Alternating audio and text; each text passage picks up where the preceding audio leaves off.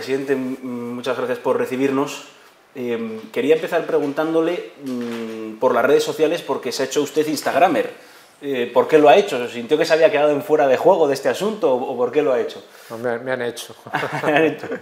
Me han hecho porque consideraban, los que entienden de eso, pues que había que dirigirse a un público distinto del que nos dirigíamos utilizando Facebook, que es donde yo me quedo en las redes sociales.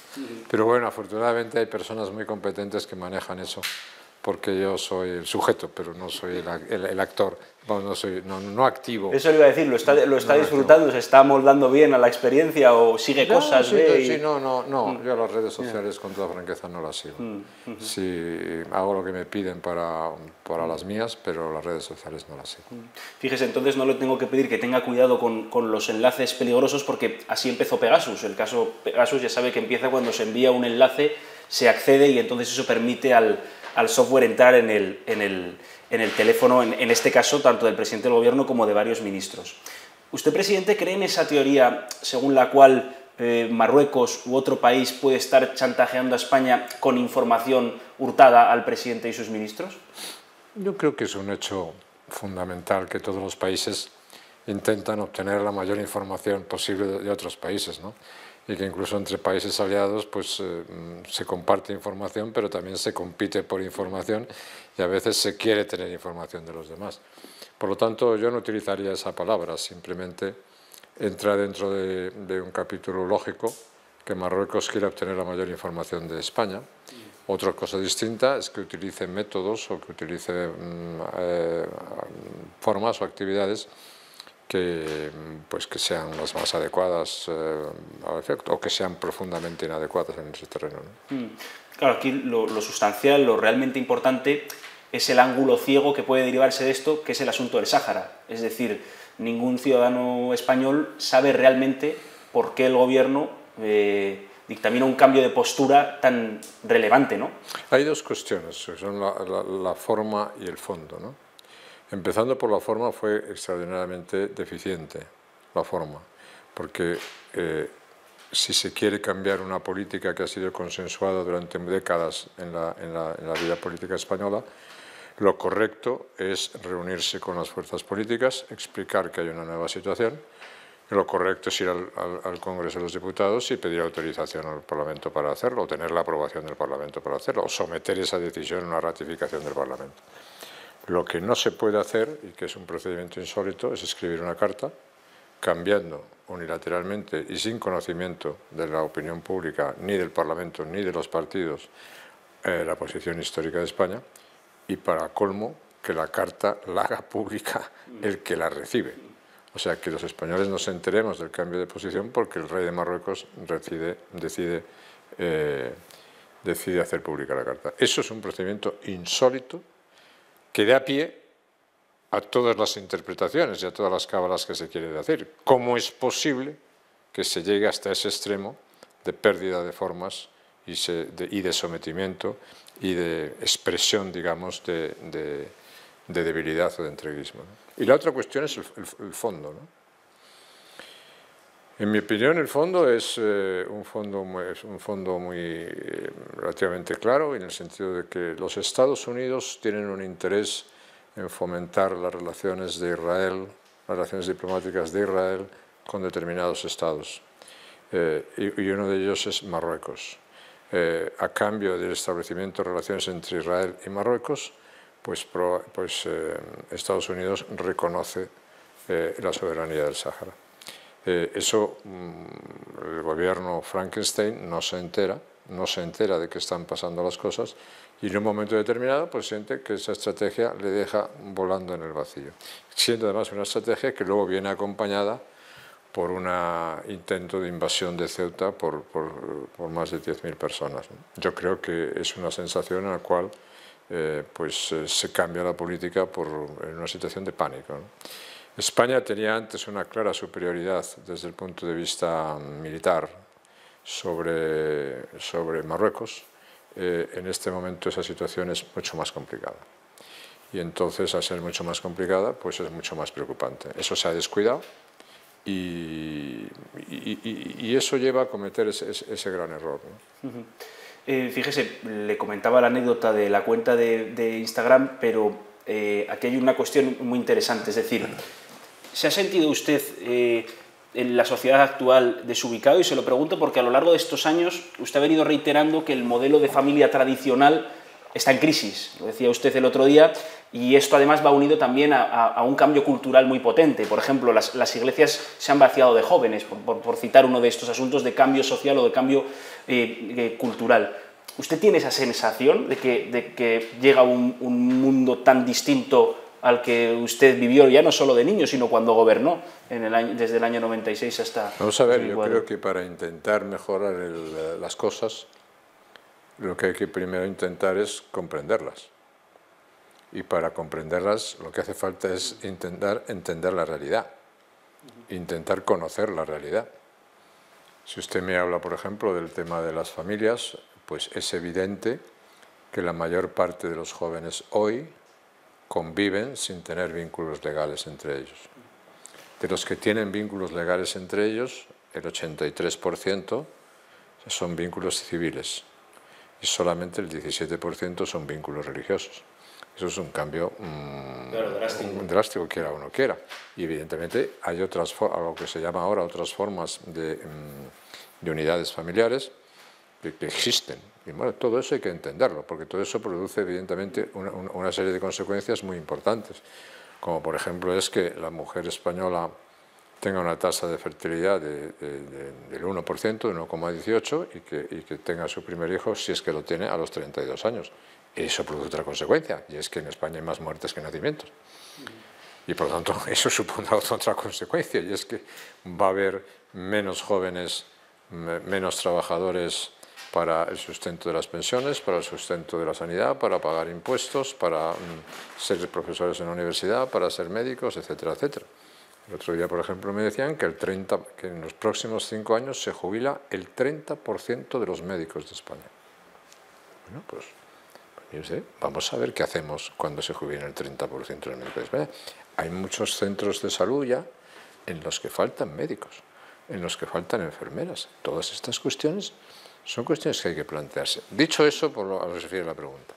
Lo segundo es, lo que yo creo es que las redes sociales, la revolución tecnológica que estamos viviendo y que estamos en su comienzo, supone la mayor revolución que ha vivido la historia de la humanidad. Mucho más que cualquier otra. No tiene nada que ver con la revolución industrial, no tiene nada que ver con la invención de la rueda, no tiene nada que ver con la revolución... No, es otra cosa completamente distinta. En su velocidad, en su capacidad de disrupción, en su capacidad de transformación y en unos efectos que ya veremos a ver cuál es lo que produce. Pero es la primera vez en la historia de la humanidad que esa revolución se le puede ir de las manos al ser humano. Con esta revolución y con la inteligencia artificial, nunca el ser humano ha sido tan manipulable. Nunca la capacidad de manipulación del ser humano ha sido tan grande. Nunca el ser humano está en una condición de ceder la razón a las máquinas. Nunca ha aceptado, como está aceptando ahora, que haya máquinas que sustituyan al ser humano. Todo eso forma un universo completamente nuevo, que si se une a la llamada realidad virtual, pues evidentemente produce, unos escenarios absolutamente desconocidos, lleno de potencialidades, pero lleno de oportunidades. Una de las cosas que estamos equivocados en los últimos tiempos, en mi opinión, es que nos hemos creído que el progreso moral de las sociedades era equiparable, o sea, iba al mismo ritmo que el progreso tecnológico. Y no es así.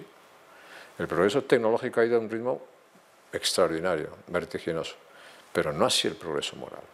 Y por eso las sociedades, las democracias, las sociedades están sufriendo.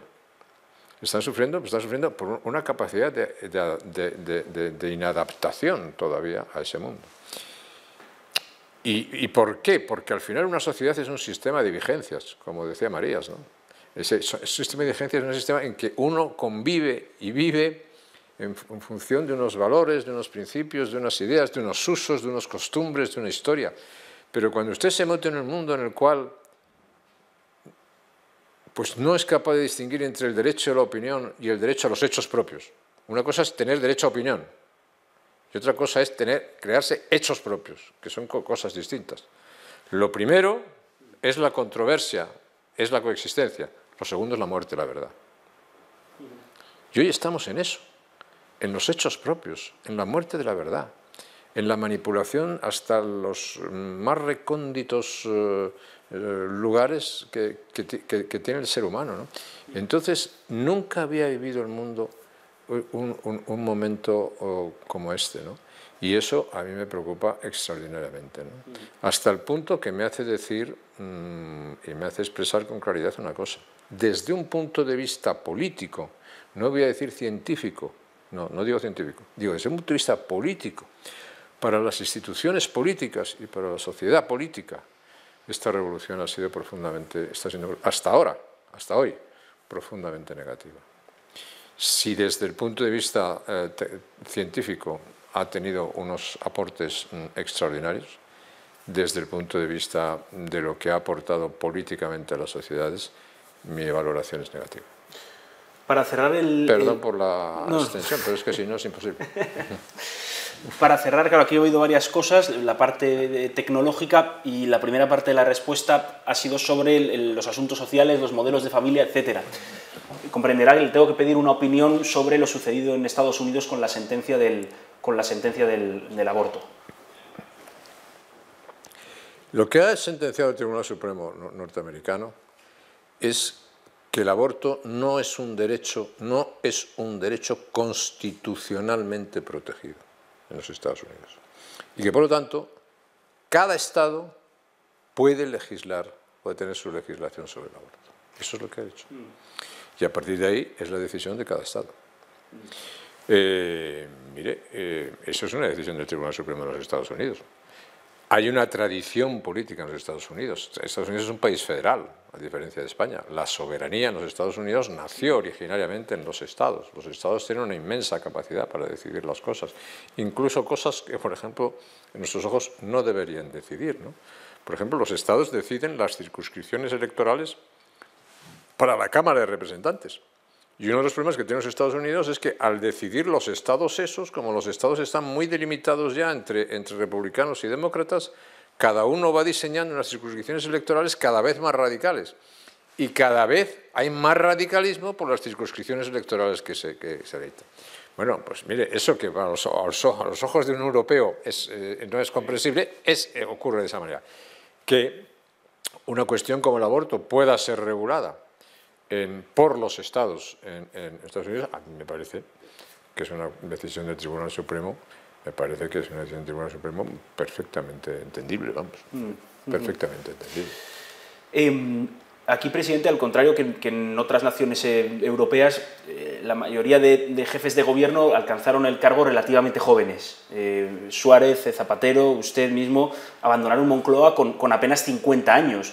Que es cuando queda toda una vida por delante, sobre todo... En mi caso, 51. 51. Yo lo hice voluntariamente, a mí no me retiraron. Sí, pero claro, ahora usted, el otro día se decía como el poeta, un alma en sosiego, cosa que me cuesta creer, pero dígame la verdad, ¿alguna vez ha fantaseado con volver? Ya sé que es un tema que se le han preguntado recurrentemente, pero digo, fantaseado con volver. Es decir, ¿qué pasaría si? No, ese ejercicio yo no lo he hecho.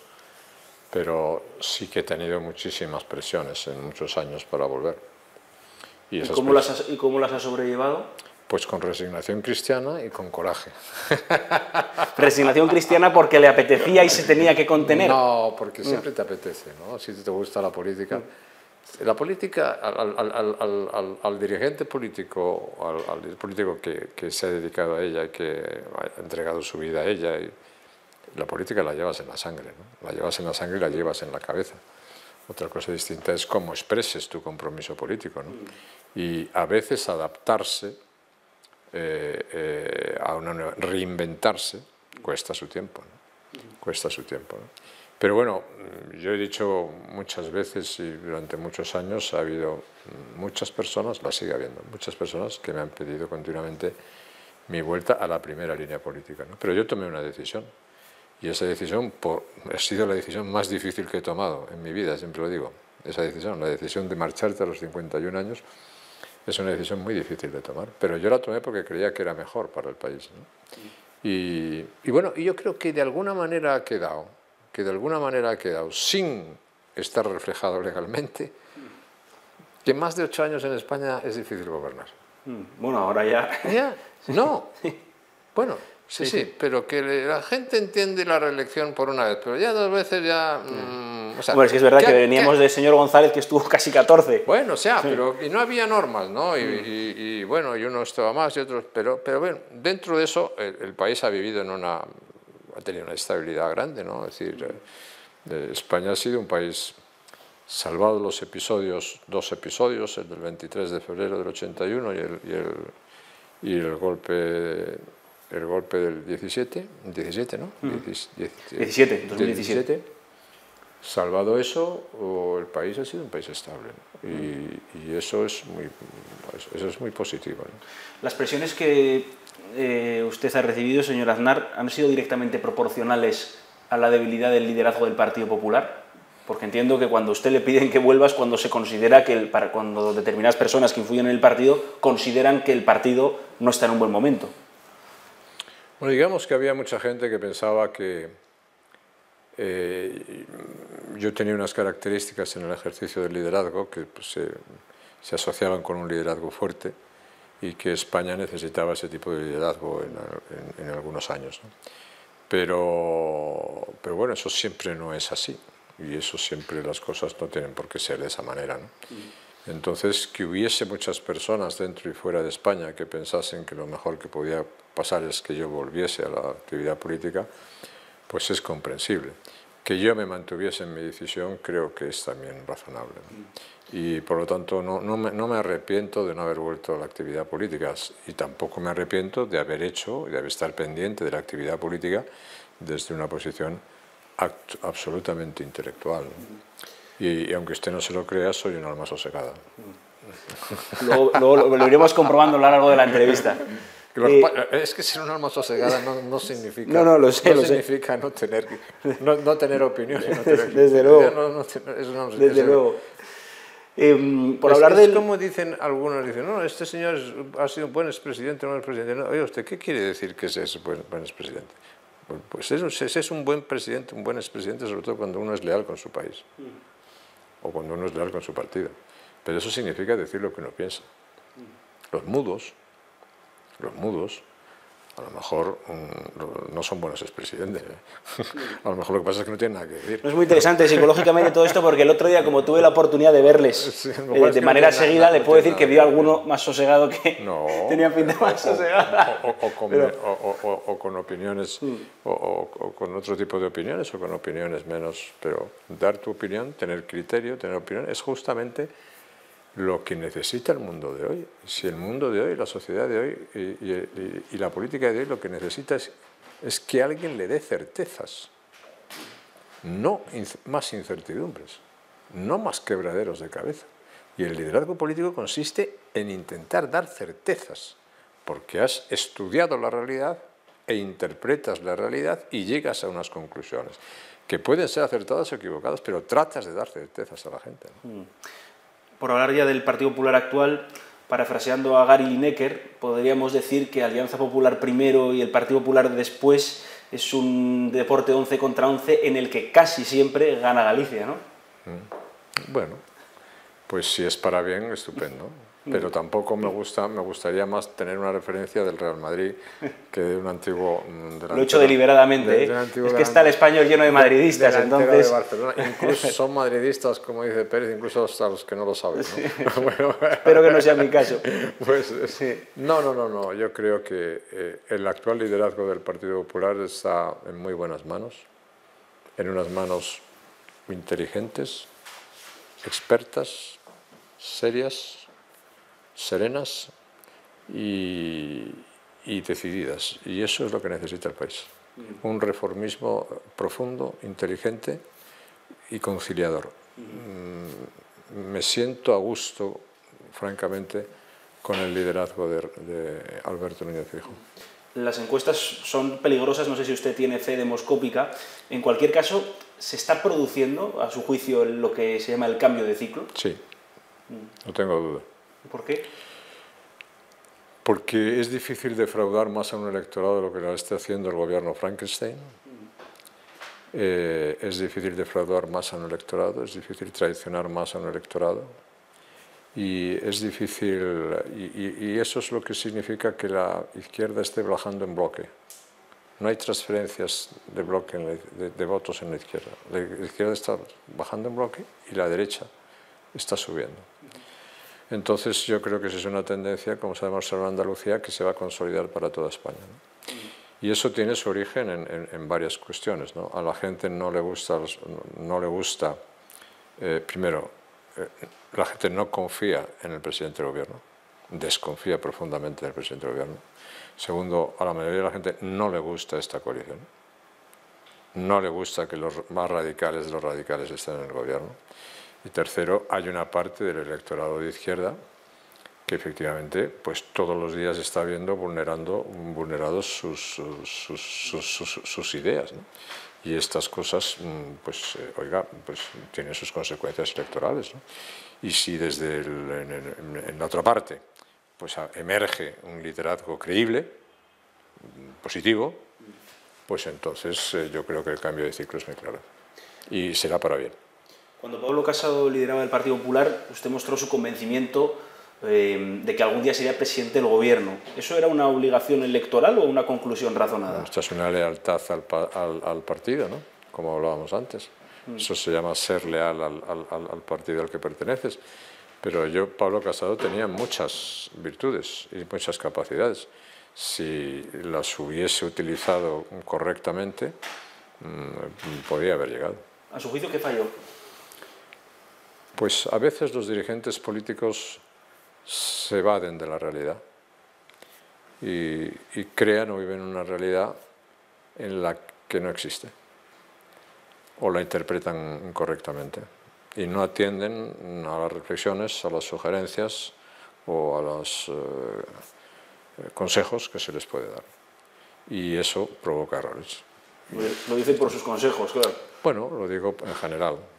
Yo lo digo por los míos porque soy el que estoy hablando, pero otro lo dirá por los suyos y le da consejos parecidos, ¿no?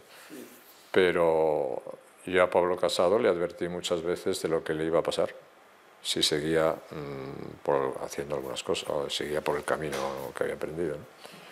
Y no me equivoqué, desgraciadamente. Siento mucho haber tenido razón, no me equivoqué. ¿En el Partido Popular la corrupción es algo del pasado? Sí. Yo siempre digo, España no es un país corrupto. En España puede haber episodios de corrupción, pero no es un país corrupto. Y dentro de la corrupción, pues mire usted, no hay por qué concentrar las cosas en la vida política, ¿no? La corrupción puede existir en la vida económica, en la vida institucional, en la vida periodística, que existe. Quiero decir, pero España como tal no es un país corrupto, las instituciones no son un país corrupto, ¿no? Compare con otros países, ¿no? Ya hay elementos muy claves que son básicos a la hora de entender esto, ¿no? Aquí la policía es parte de la solución, no es parte del problema. En otros países la policía es parte del problema. Usted puede llamar aquí a la policía. Aquí la justicia es parte de la solución, no es parte del problema. Aquí puede usted acudir a la justicia. Es decir, así sucesivamente.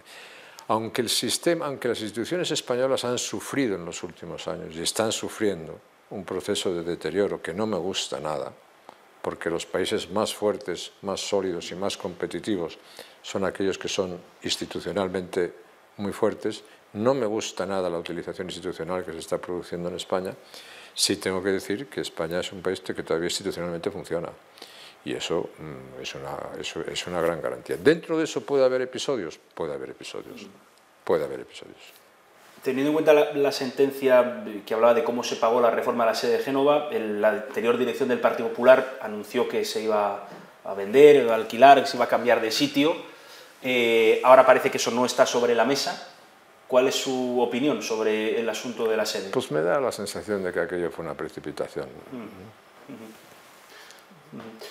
Para cerrar el capítulo de la corrupción, si miráramos de una manera muy rápida la historia de la corrupción en España, de la corrupción política, estoy de acuerdo con usted en que existen todos los ámbitos donde hay seres humanos, pero si miráramos la historia de la corrupción política, hay desazón en el ciudadano, porque el ciudadano puede decir, oiga, Felipe González dice que no sabía nada de los GAL, luego los presidentes Aznar y Rajoy dicen que no sabían nada de tal, y hay gente que no les cree.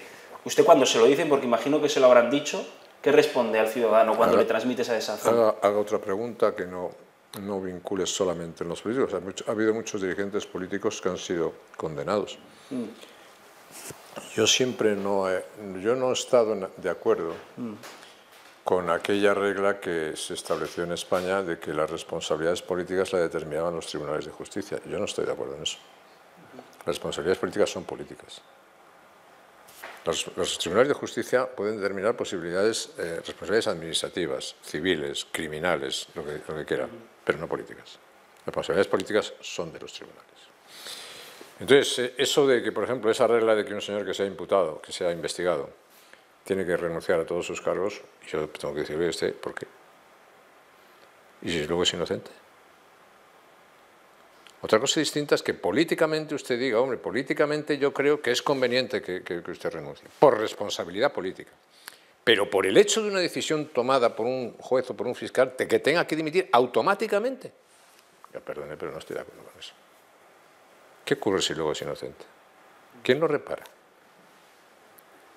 De la vuelta, y permíteme una pregunta. ¿Cuántas iniciativas ha tomado sobre muchas personas, por ejemplo, la Fiscalía Anticorrupción? ¿Cuántas ha tenido que archivar? ¿Quién repara el daño que se ha causado? Ponemos un ejemplo. ¿Cuántas causas se le han abierto al señor Camps en Valencia? 11. Se han archivado 10. ¿Y quién repara el daño? No tenían fundamento. Bueno, entonces, pongamos las cosas donde hay que ponerlas. La responsabilidad política es una cosa muy seria. Por ejemplo, ahora tiene usted el ejemplo del primer ministro británico, Boris Johnson. Boris Johnson, porque sus gobiernos, sus ministros han dejado de creer en él, porque una parte del grupo parlamentario ha dejado de creer en él, ha anunciado que presenta su dimisión.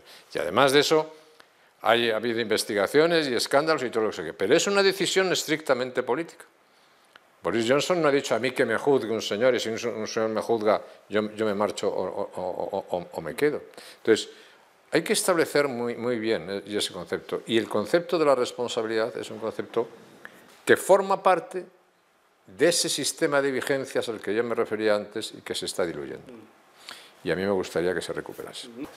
No, que le preguntaba precisamente por la responsabilidad política, por la incredulidad del ciudadano, de que le he mencionado 3 casos, pero de que sucedan cosas sin que los máximos responsables políticos lo sepan, ¿no? Esa es una cosa que creo que está en la calle. Sepan, extraigan las consecuencias, o extraigan consecuencias. Pero eso también es el mismo ejercicio de la política, ¿no? No lo tiene por qué juzgar sobre determinados hechos o sobre determinadas circunstancias. Mire usted, por ejemplo, ahora hay cosas de responsabilidad política que son espectaculares, ¿no? Es decir, mire el gobierno de Frankenstein esto. Aquí, en el gobierno de Frankenstein tiene usted una demostración muy clara, y es que los ministros comunistas, los ministros más radicales, no se van del gobierno de ninguna manera. Les da igual lo que pase en el gobierno. O sea, les da igual. Pasan por todo, porque lo principal y ante todo es continuar siendo ministro, aunque sea de Marina, como se decía antes. Oiga, aunque sea de Marina, pero ministro. Es la vieja frase, esto se parece más a la vieja frase que del siglo XIX. Natalio, colócanos a todos, ¿no? Por favor, ministro, aunque sea de la Marina, lo que sea, pero por favor, ministro por encima de todo, ¿no? Y entonces, mire usted qué cosas pasan, ¿no? Es decir, usted lee cosas del presidente del gobierno y resulta que el presidente del gobierno resulta que es el más atlantista y el más otanista de todos los Más que usted, prácticamente, ¿no? No, más que yo no, pero yo soy atlantista políticamente, más que... Pero bueno, pero oiga, y los electores de esa coalición, ¿qué estarán pensando? ¿Se han convertido todos también? Y cuando se justifican muertos porque la inmigración tiene que ser ordenada, y antes, con los que defendían la migración ordenada, ¿qué pasa? Claro, es que mire usted, es impresionante el ejercicio de falta de responsabilidad política ante los electores que están teniendo miembros del actual gobierno, que su única regla es ministros hasta el último día. Y de aquí no salgamos. Que se vive peor fuera. Respiró hondo con el estancamiento de Vox en Andalucía. Dicho de otra manera, ¿empieza a haber posible un gobierno del PP sin estar atado por Vox, igual que el PSOE lo ha estado por Podemos? Siempre he defendido que el proceso de recreación, de refundación del centro derecha en España dependería fundamentalmente del Partido Popular. Siempre lo he defendido. Cuando el Partido Popular sea más fuerte de la capacidad de atracción, la capacidad de reordenar ese espacio será mayor y la capacidad de gobierno será mayor. Por lo tanto, yo desearía para España un escenario pues similar al de Andalucía. Donde el pronóstico no es optimista, sin embargo, para el Partido Popular es en Cataluña y en País Vasco. Allí el PP está siendo, o lleva siendo, bastantes años incapaz de proponer un modelo que encuentre apoyos amplios en la sociedad. Y es verdad, es verdad. Y ahí tenemos que partir de una situación muy baja, pero yo creo que hay posibilidades, ¿no? En Cataluña el PP en el año 2000 tuvo el 24% de votos, si no me equivoco, más de 800.000 votos. Ahí. En Cataluña Ciudadanos fue el más votado en unas elecciones autonómicas y unas elecciones, bueno, al 30 y tantos % de votos están en algún sitio. Ahí. Lo que hay que dar con las claves de ese discurso, ¿no? Lo que es que apoyar a los constitucionalistas catalanes. Lo que hay es que esos constitucionalistas se sientan amparados y protegidos por un partido que les represente. Y eso es lo que yo creo que tiene que hacer el Partido Popular allí.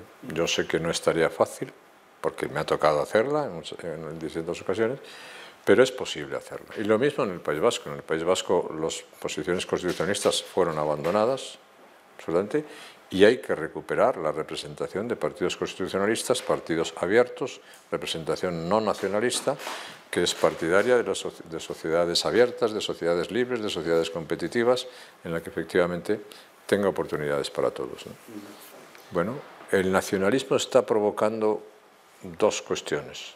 Está provocando muchas cuestiones, ¿no? Pero hay dos, hay una muy importante, y es que Cataluña es una comunidad en declive y el País Vasco es una comunidad en declive. Ponga usted las razones que quieran, pero las dos están en declive.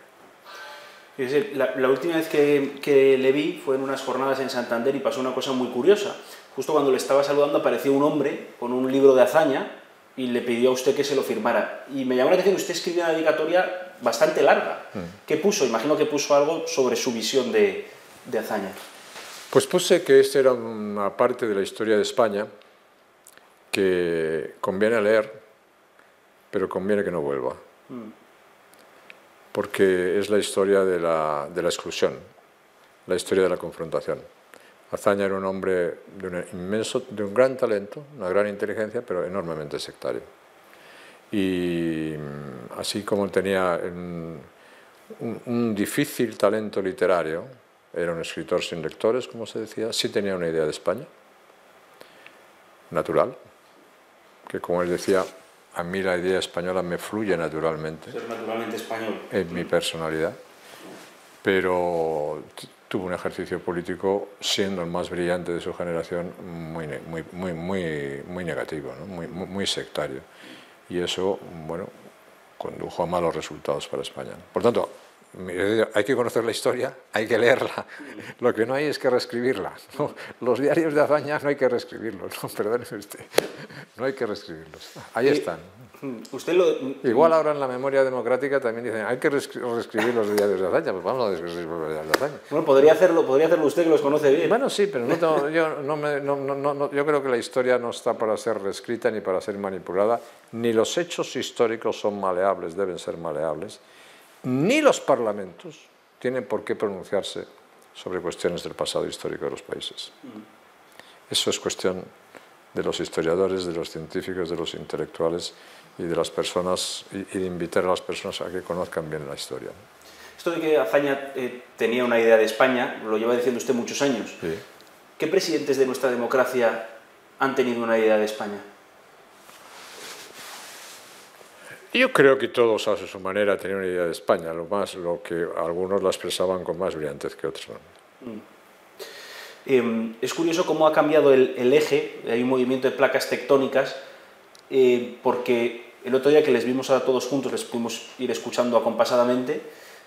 ¿Usted se siente, por ejemplo, más cerca de Felipe González? O sea, da la sensación de que usted se siente más cerca de Felipe González, o mejor dicho, que Felipe González se siente más cerca de usted de lo que se siente de Zapatero. Es decir, que esto hace, no sé, 20 años era impensable. Entiendo que usted también percibe ese movimiento tan fuerte que le hace encontrar consensos con quien fue su máximo adversario, que quizá en otro tiempo ni siquiera imaginó que pudiera suceder. Porque pasa que nosotros fuimos contrincantes muy duros, tuvimos disputas muy fuertes, pero somos parte de una historia, que es la historia de la transición española. Y esa historia de la transición española se comparte. Es decir, nosotros podemos compartir objetivos, lo que podemos es diferir en políticas, pero los objetivos, si usted habla de mis objetivos o de los objetivos políticos de Felipe González, yo creo que en algunos casos serían los mismos objetivos. Otra cosa distinta es que las políticas puedan ser distintas. O a veces también pueden ser algo similares. Los objetivos políticos del que vino detrás de Zapatero eran distintos. No eran objetivos políticos en el marco de la transición, eran objetivos políticos para terminar con la transición. Y eso, naturalmente, establece unas distancias mucho mayores, porque en política los consensos se pueden forjar cuando hay territorio común, cuando hay objetivos comunes, cuando se comparten los objetivos, es cuando se pueden forjar ciertos acuerdos. Y se pueden manejar los disensos de una manera razonable. El problema es cuando tú siembras en la política discordia y cizaña.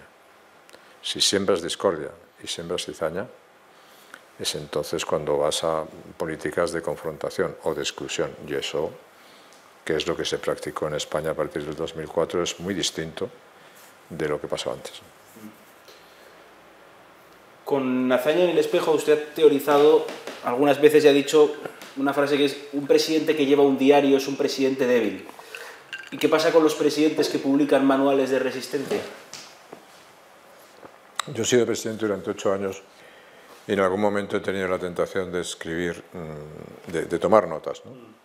Pero nunca he tenido la tentación de hacer un diario continuo, ¿no?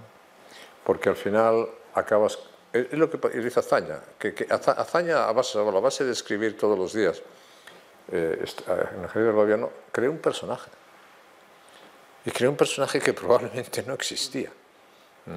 El personaje que realmente existía no era el Azaña compasivo o comprensivo, era el Azaña mucho más sectario. Pero él crea un personaje. Y en la velada de Benicarló y en los cuadernos de la Pobleta, y que ya es un personaje ya vencido, crea un personaje literario. Yo creo que eso es yo creo que los dirigentes políticos que están en activo, los gobernantes, tienen que tener mucho cuidado con esas cosas, ¿no? Y yo, desde luego, tuve prudencia con esas cosas. Una cosa es tomar notas, evidentemente hacer notas, y otra cosa distinta es crear personajes, ¿no? No se debe hacer, ¿no? Y yo creo que tampoco se deben publicar libros cuando se está en el ejercicio del gobierno. Claro, esa era mi pregunta. Sí, mire usted. Cuando se está en el ejercicio del gobierno, deje usted pasar tiempo, ¿no? Tiempo es el que muchas veces ajusta las cosas, ¿no? Muchas veces da perspectivas para medir bien las cosas, ¿no? Pero publicar libros cuando se está en el ejercicio del gobierno a mí me parece una pérdida de tiempo, francamente. No merece la pena, sinceramente. Ha habido un giro importante, reseñable, en el discurso del presidente del gobierno estos días.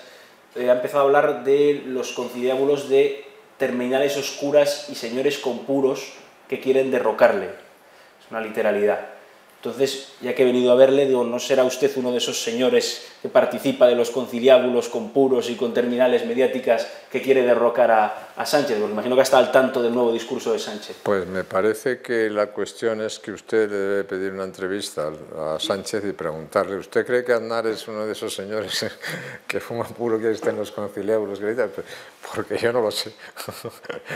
Yo no lo sé a qué se refiere, ¿no? Pero es decir, dentro de las extravagancias que estamos viviendo, pues, y de las cosas, a veces de los disparates que escuchamos, pues esta no está mal.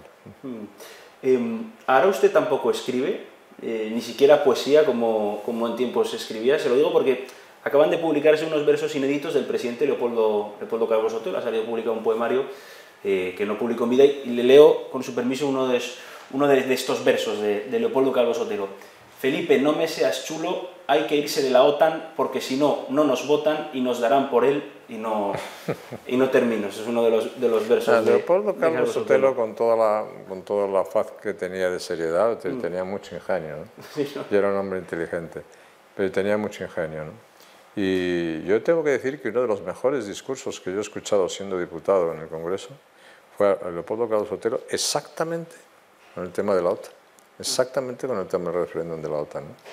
Y hizo un discurso extraordinariamente brillante, ¿no? Otra cosa distinta es que, bueno, pero en ese caso tenía muchas razones que explicar, ¿no? Yo ahora no tomo mis notas, hago mis cosas, apuntos, soy muy amigo de apuntar y de escribir en libretas, las tengo, las guardo, pero son anotaciones que me sirven para mi trabajo, ¿no? ¿Y las poesías han desaparecido?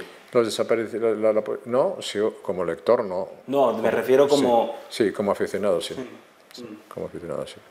Digamos, sigo teniendo la suficiente timidez como para que me dé un profundo reparo y temor publicar cualquier verso que yo pueda escribir. Hemos hablado de la mitad, de una mitad de España, hemos hablado de Azaña, pero también quiero preguntarle por José Antonio Primo de Rivera, digamos otro de los exponentes, creo que interesantes intelectualmente hablando de esa época, y preguntarle porque creo que la misma fascinación que sintió por la obra de Azaña en un momento de su vida la sintió antes por Primo de Rivera, por lo que se llamaba en tiempos el pensamiento original de Falange. Quiero preguntarle también por esta otra mitad. Es distinto, porque lo de Azaña fue para mí un interés intelectual, histórico-intelectual. Lo otro era un impulso juvenil, por decirlo de esa manera, ¿no? Mucho más de tiempos colegiales que de otro tiempo, ¿no? Porque me llamó la atención la tragedia de una persona joven, con 33 años, que es fusilada en el comienzo de su vida. Entonces,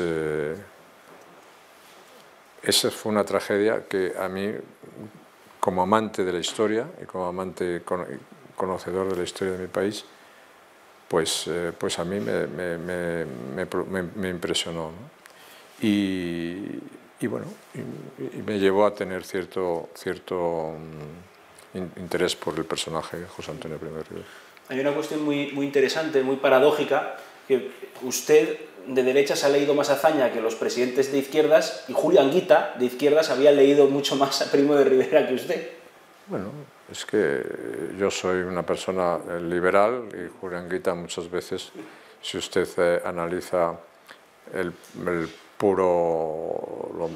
fondo de la doctrina falangista y mucho de la doctrina socialista, bueno, pues ahí se producen muchos encuentros, ¿no? Sobre la ley de memoria, de sus palabras el otro día en la conferencia, entiendo que no solo le importa el fondo, sino también la forma, el con quién se pacta. A mí es que me parece que tener un gobierno que pacta con los que representan una organización que es terrorista, que ha ejercido el terrorismo y que sigue defendiendo los postulados terroristas, me parece una cosa lamentable, ¿no? Me parece una vergüenza democrática. O sea, es una vergüenza democráticamente, es una vergüenza para la democracia española que este gobierno pacte con Bildu. O sea, que el Partido Socialista pacte con Bildu.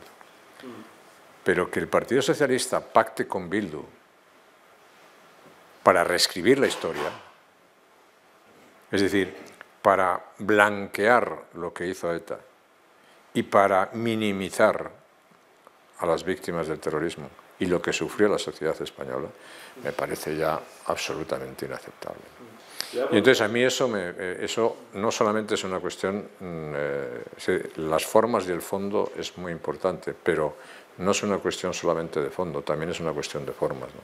Y cuidado, el Tribunal Europeo de Derechos Humanos ya dictaminó en su caso, ante una sentencia, que en el caso del terrorismo no hay que distinguir entre medios y fines. Tan condenables son los medios como son los fines. Y cuando se dice por parte de Bildu, vamos a reescribir la historia y a que se sepa que la transición no fue lo que dicen que fue, más o menos, eso es una declaración de intenciones en toda regla, ¿no? Inaceptable. Una vez un colaborador suyo me contó lo siguiente, me dijo, si nosotros hubiéramos buscado y dado digna sepultura a los muertos de las cunetas, habríamos desactivado lo que vino después, les habríamos dejado sin argumentos. Ese era su razonamiento. No sé si, viendo lo que se ha convertido en la llamada memoria histórica que se inicia con Zapatero y ahora con esta nueva ley, ¿cree que haciendo eso anteriormente se hubiera desactivado lo que ha venido? Pues yo creo que no. Es más, porque nosotros hicimos una ley de reconocimiento de víctimas y el gobierno que yo presidía pagó indemnizaciones, muchas indemnizaciones a víctimas del régimen de Franco. Segundo, porque nosotros votamos una condena del régimen de Franco en el Congreso de los Diputados. Tercero, porque yo no soy partidario de andar desescombrando. Dejemos a los muertos en paz. Dejemos a los muertos en paz. Y cuanto más paz demos a los muertos, más paz tendremos entre los vivos. Dejémosle. Se han hecho multitud de gestos, multitud de medidas, se han tomado multitud de resoluciones y de determinaciones. Lo que se quiere ahora es reescribir la historia. Y eso es lo que no se puede hacer. Respeto para todos, respeto para todo el mundo y sobre todo no volver a caer en eso. Y eso es lo que es la transición. Y eso es lo que algunos quieren que desaparezca. Y eso es lo que no puede desaparecer. Y por eso los pactos con los terroristas o que un partido como el Partido Socialista esté dispuesto a reescribir la historia hasta la suya propia para darle la razón a los que ejercían el terrorismo en España, es una cosa... Hasta la suya propia, pero es curioso, porque es hasta diciembre del 83 y dicen que no van a entrar en los GAL. Hasta diciembre del 83 ya es bastante. Hasta diciembre del 83 ya no se necesita más. Ya no se necesita más. Pero ahora todos esos señores tendrán que dar las explicaciones de todo eso. Y de que efectivamente fueron unos verdugos, que no fueron personas que contribuyeron a traer las libertades a España, ¿no? Sino que fueron unos verdugos y unos asesinos.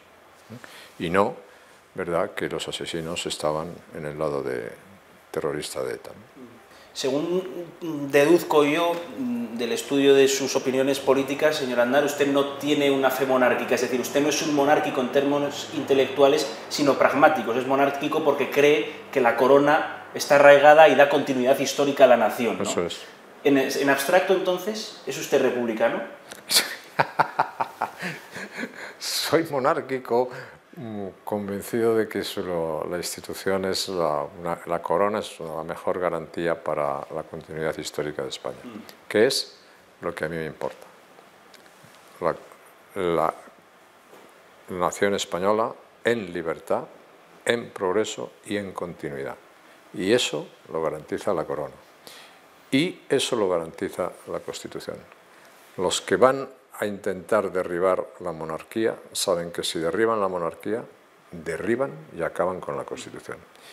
y ahí es donde los juegos son muy peligrosos y ahí es donde claramente hay que establecer una posición política muy seria, ¿no? ¿Por qué? Porque al final, como decía De Gaulle, las políticas, las decisiones, las victorias son cuestiones morales muchas veces, ¿no? Es un republicano entonces que no puede serlo. ¿Eh? Es un republicano que no puede serlo. Soy un pragmático defensor de la corona que cumple muy bien con sus obligaciones. Juan Carlos I, ¿qué sensación le produjo su vuelta a España, usted que lo ha tratado tanto? A mí la sensación que me produce Juan Carlos es la de un rey que tiene un legado histórico formidable. Juan Carlos I será el rey de las libertades y la democracia en España. Ese ha sido su legado, ese es su principal legado, ese es su principal activo y yo lo voy a defender siempre. Porque lo demás me parecen, bueno, no digo que no tengan asuntos de más o menos importancia, pero que en la historia serán asuntos menores. Uno de los que tiene importancia, tal y como publicó El Español, Juan Carlos I creó una sociedad para evadir impuestos en plena crisis económica. No ha mostrado arrepentimiento ni ha pedido disculpas, como sí hizo, por ejemplo, cuando los elefantes en Botswana. ¿Cree que la corona ganaría si el rey Juan Carlos mostrara arrepentimiento o pidiera disculpas como hizo? Yo no soy... ¿Sabe usted lo que pasa? Que es que en líneas generales vivimos en tiempos de arrepentimientos y de perdones, ¿no? Y yo no soy muy partidario ni de los perdones ni de los arrepentimientos, ¿no? Es usted cristiano, señor Aznar. Aquí tú... ¿Eh? Le hablaba de la resignación cristiana, de la importancia del perdón. ¿Eh? Sí, bueno, pero el perdón lo tienen que dar otros, ¿no? Yo no tengo por qué darlo. El perdonar es función de otros, ¿no?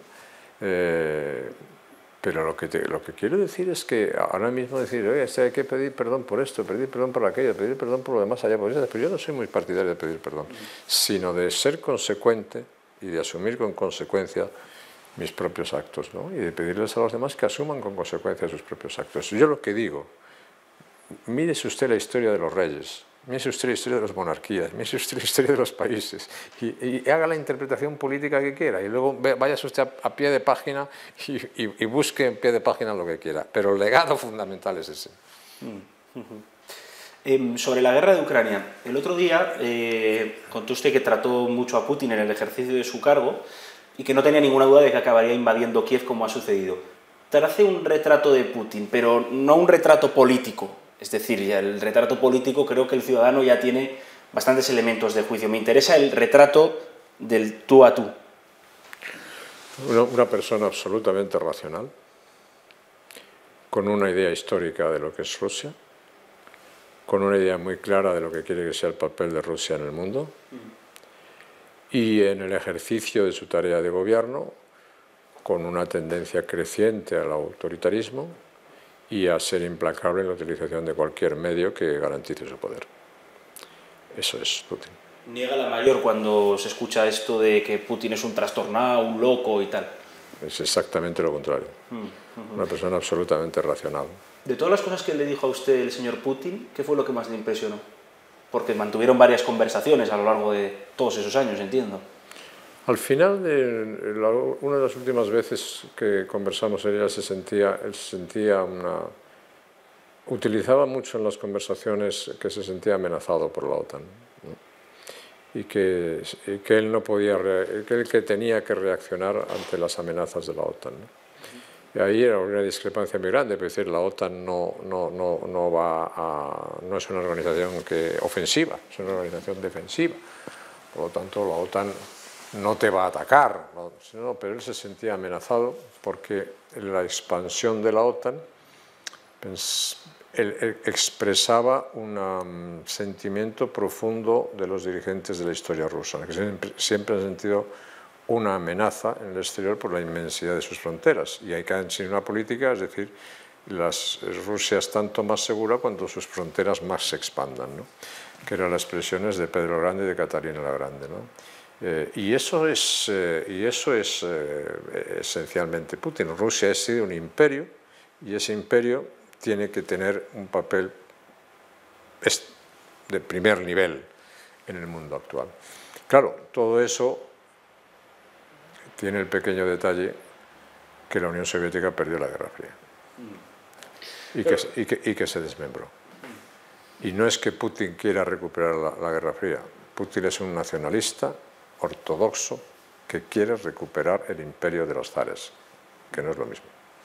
Bueno, Ucrania aguanta, pero no logra hacer retroceder a Putin. Creo que los datos empezó con el 7% del territorio ocupado y ahora creo que está en torno al 30%. El problema que tiene el mundo occidental, y es lo que decía Theodor Mommsen de Pompeyo, ¿no? Que Pompeyo tenía incertidumbre en los objetivos y escasez en los medios.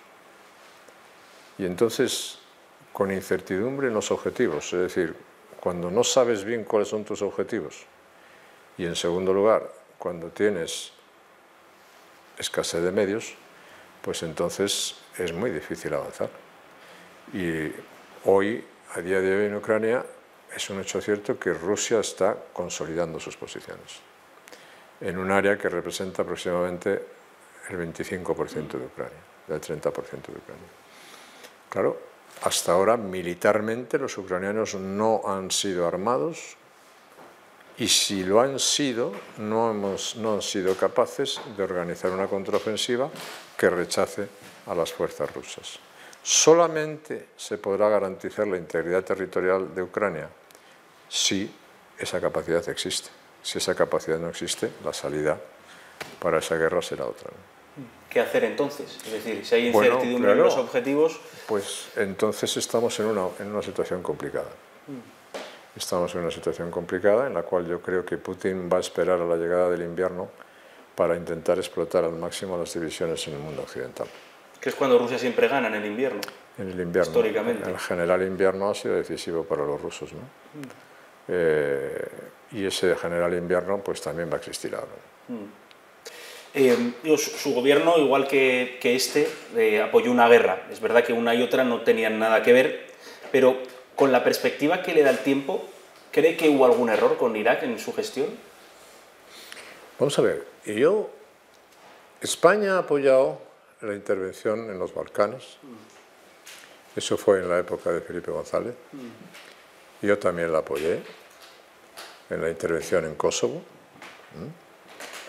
Luego yo manifesté mi solidaridad con un aliado. La primera vez que se aplica el artículo 5 de la OTAN fue como consecuencia del ataque de las Torres Gemelas. El terrorismo por el cual nosotros habíamos sentido tanta soledad y tanta incomprensión durante mucho tiempo se convirtió en el primer problema del mundo y no se puede explicar lo que pasó después sin entender eso, ¿no? España fue solidaria cuando tenía que ser solidaria. Y España, que reclama ahora solidaridades, no se debe olvidar que cuando otros la reclaman, fundamentalmente un país que es del que dependemos a los efectos de nuestra seguridad, de nuestra defensa y de tantas otras cosas, pues entonces hay que ser solidario con ese país, ¿no? Que las cosas después se complicaran, es evidente que se complicaron, pero lo peor de todo eso vino después, que fue la retirada precipitada de allí, como fue un grandísimo error la retirada precipitada y lamentable de Afganistán. Eso ha causado un daño muy profundo al liderazgo de los Estados Unidos en el mundo. Y por lo tanto, una mala salida de la crisis en Ucrania tendrá unos efectos negativos sobre los intereses del mundo occidental. Un mal acuerdo, o sea, en este momento, si hubiese unas negociaciones, nosotros estamos en mala posición.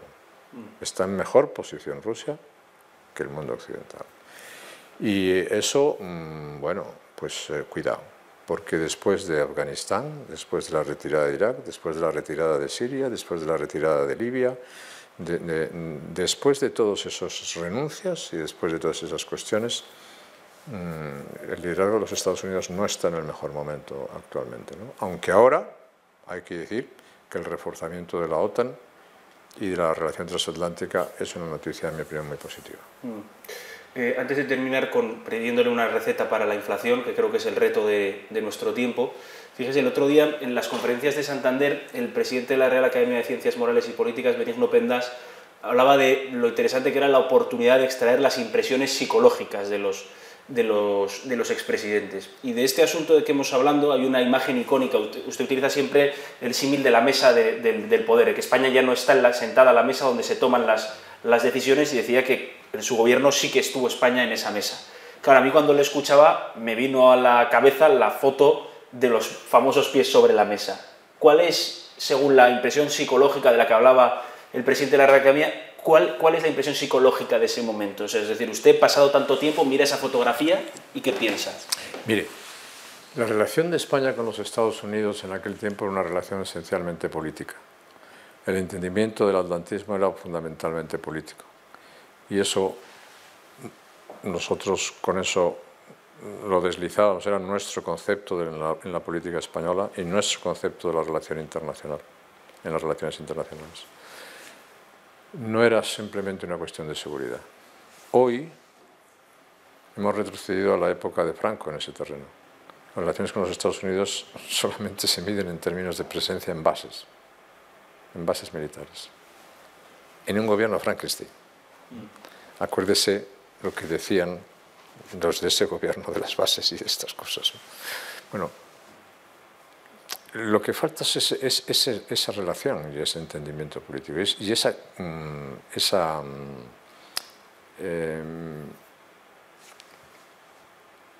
ese hilo conductor político que es el que hace que las cosas se expliquen, ¿no? que las cosas funcionen, ¿no? Entonces, yo he hecho mucho en falta eso, ¿no? Pero el estar sentado en la mesa, el que los demás no decidan por ti, es tener ambición por tu país. El decir que España no te hará ninguna intervención en ningún sitio sin la autorización del Consejo de la Seguridad de las Naciones Unidas es que los demás decían por ti. Porque tú no estás sentado en ese consejo. Entonces una cosa es que tú ajustes y respetes lo que son términos de legalidad internacional o términos de resoluciones internacionales, y otra cosa es que renuncies a tu propia ambición.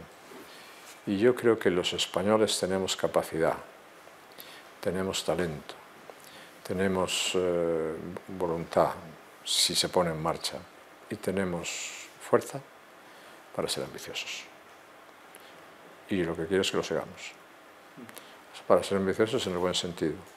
Más país, más prosperidad, más oportunidad, más capacidad, más presencia internacional, más progreso. Eso es. Acabamos con la receta de la inflación, que es el reto de nuestro tiempo. La receta de la inflación no es el intervencionismo, es la liberalización. Es recuperar los equilibrios. Es una profunda reforma fiscal, unas profundas reformas en el sistema energético que vuelvan otra vez el crecimiento del país, unas profundas reformas económicas que te garanticen que tus equilibrios presupuestarios, tu déficit, tu deuda, Macron ha nacionalizado, ya lo ha visto Bueno, pero eso responde a una tradición francesa que es estatismo y nacionalización.